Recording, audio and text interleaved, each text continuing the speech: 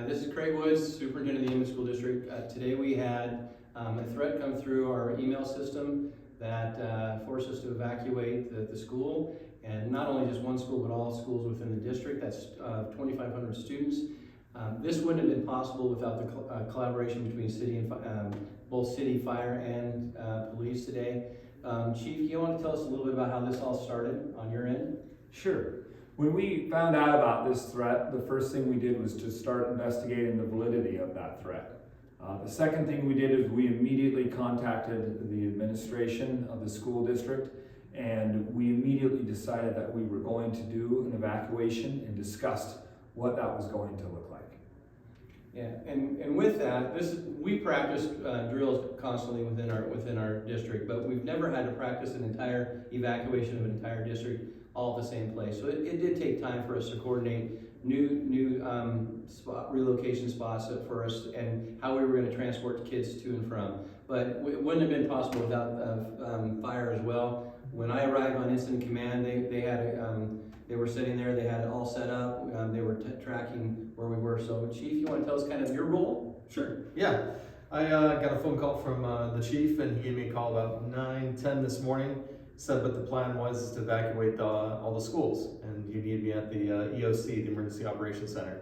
So I arrived there a couple minutes later, and we set our mission objectives, which was to evacuate, then to reunify, and then to search the buildings to see if there was any validity to the allegation.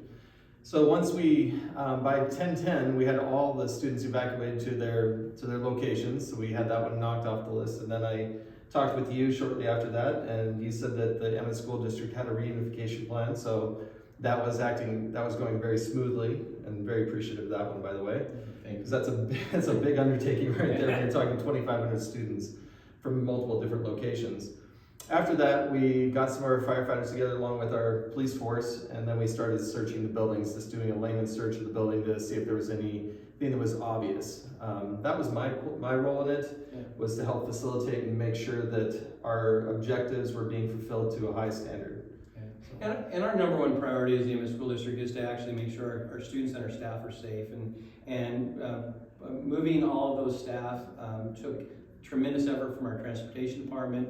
It took coordination from city and city chief, police chief, and captain of the fire department to do all that. Our reunification plan, well, again, we'll do an assessment debrief of this situation and we'll review what went well, what didn't, but our number one goal is to keep all students safe.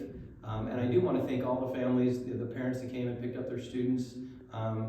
In 90% to 95% of those parents understood the situation we were in. Again, we can always improve, but our number one focus is the safety of our students and our staff. And so our plan is, now that our buildings have been cleared, now that we understand that this threat I think it was at 22 schools within the state of Idaho, and 9 in Utah and 2 in Wyoming. That threat's been kind of in a process since last week, we're hearing, but there's still an investigation going on. I know they're still looking into it, but our plan is to have school tomorrow just as we normally have. So have a wonderful day, and thank you for everything you've done.